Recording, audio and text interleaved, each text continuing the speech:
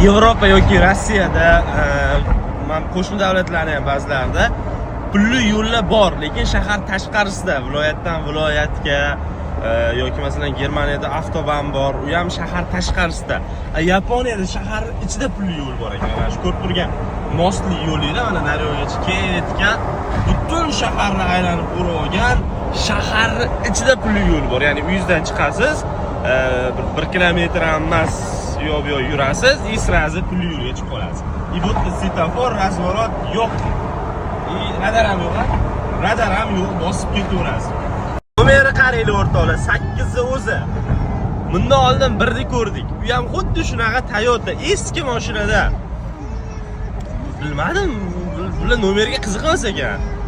Bu tasodifan ham olishi mumkin, to'g'rimi? Sotib olmasdan. Endi bu mashinada yurgan odam katta ehtimol bilan sotib olmaydi.